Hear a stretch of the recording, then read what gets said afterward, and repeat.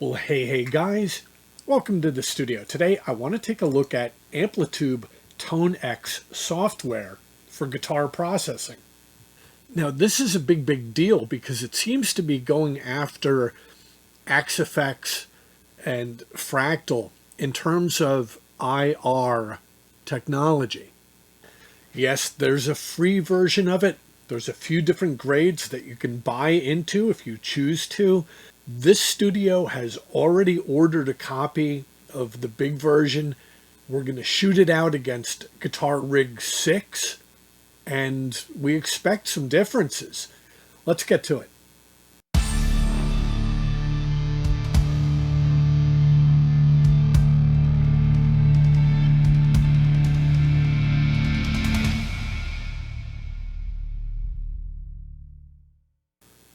Real quick, let's take a look at some of the pricing. There's the free version, which comes with 10 amps and 5 pedals. Looks pretty good. They are offering discounts for pre-order, which is what I did. When you go up to 200 tone models and normally $149, it's on sale for $99. And moving up to the larger versions of this, there's the Tonex $149, Tonex Max, which is what I ordered, normally $400, on sale for $250. I'll put a link to IK Multimedia's page below so you can look at this in further detail if you like. And my expectation is this is going to be a huge change compared to technology I have available to me in this studio. But why is that? Well, they're making some pretty hefty promises here about IR. And so let's talk about IR for a second. IR stands for impulse response, and it means that you can capture the behavior of a particular guitar amplifier or a pedal, and they use a computer to kind of analyze when a signal goes in, what exactly is the amp doing to it, and then they make that a model, so when you play a guitar into it, it behaves and sounds as if you went through that amp. And we've seen a few companies involved with this type of technology, Axe and Fractal, and a couple other players as well, but it's a little bit on the pricey side, and it normally requires a large interface if you decide that you want to do this with one of your own existing amps and model it so you can use it directly in your recording software. So it seems like the big breakthrough with the new Tonex has to do with the availability of using IR in your software as a plug-in. And they have a small little box that you can decide to add on if you decide to capture your own impulse responses in your own studio. It's not required, but it's a cool option, and it doesn't seem prohibitively expensive to get into that. I'll also be linking this promo video that they have up on YouTube, but let's look at the first 10 seconds of it.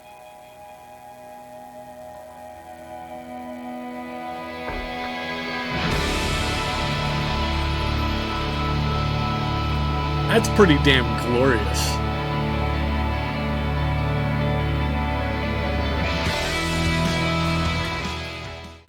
If you've watched this channel for a while, you know something about me. I hate spending money on anything where my clients can't hear a difference. I also have no shortage of quality guitar amps, plus I run Guitar Rig 6 from Native Instruments. And so what was it about this that got me to plunk down money before I even got to try it? There were 3 things that led me to that decision. One was the price point. For IR technology that I will be able to manage, I can't get into a Fractal or Axe effects this easily at this price. My second reason was there's an A-B shootout of using a Dumble amplifier, the most sought-after tone in guitar history, where they actually A-B between the real Dumble and the IR version of it. And you can't tell the difference. That tells me this is well done and accurately conceived. And the third reason is flexibility. if I can do IR and I can share it with other users and they can do IR and they can share it with me, and if they have some way of maybe a rating system like, 4-star or 5-star, I can start getting into other people's cool guitar rigs, including their pedals, and just boop, run it right in my own recording software. That's pretty cool. And to some extent, that type of availability of sharing and that type of stuff, the technology has been around for a while, but you had to pony up some pretty big bucks to get into those ecosystems of a big interface and their brand of software. And I think the price point is letting me know that this is more available to a home studio like this one. But the bottom line is, how good does it sound and how useful is it? I'm going to be shooting it out down the road against Native Instruments Guitar Rig 6. For how good does it make a sound on a guitar that I need to sit on a track? And that's some stiff competition right there. Now my plan will be for some blues tones with a Fender Stratocaster, some hard rock tones with a Les Paul, some clean tones, and I have a couple guitars that would work well with that, and of course some hot rodded stuff with like an Ibanez Prestige.